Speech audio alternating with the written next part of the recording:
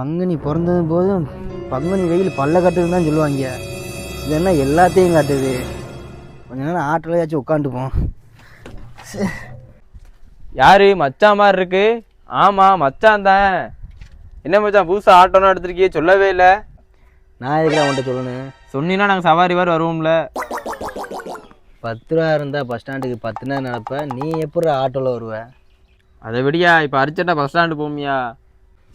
முதல்ல உன்கிட்ட காசு இருக்காயா? காசா? உனக்கு எவ்வளோயா வேணும் காசு? சரக்கு ஒரு 145, சைடிஸ் ஒரு 30.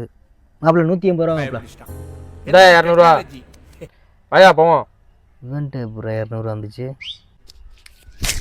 மாப்பிள்ள உட்காருங்க மாப்பிள்ள, வண்டியில் நான் சாவி எடுத்துகிட்டு வந்துடுறேன், உட்காருங்க. மாப்பிள்ள வண்டியில் மட்டும் யாரையும் உட்கார விட்டுறாதீங்க, நான் இப்போ வந்துடுவேன். ஏய் மச்சான், 200 150 ரூபா 20 ரூபா சில்லற மாற்றி எடுத்துகிட்டு வந்துடுறியா?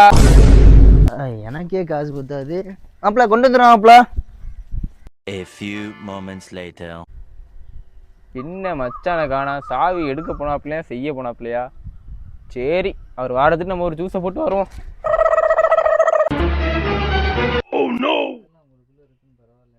சவாரியும் இல்லை ஒன்றும் இல்லை, என்ன பண்ணுறதுனே தெரிலையே.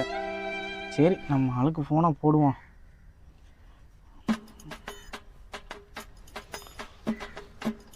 ஹலோ, என்ன எங்கே இருக்க? சரி சரி, என்ன எங்கேயோ போகிறோம் சொன்ன போலையா? வீட்டில் என்ன செய்கிறாப்புல எல்லாரும்? வெளியே போயிருக்காங்களா? சும்மா இருக்க? சும்மா இருந்தால் மாமாவுக்கு உமா தர்றது.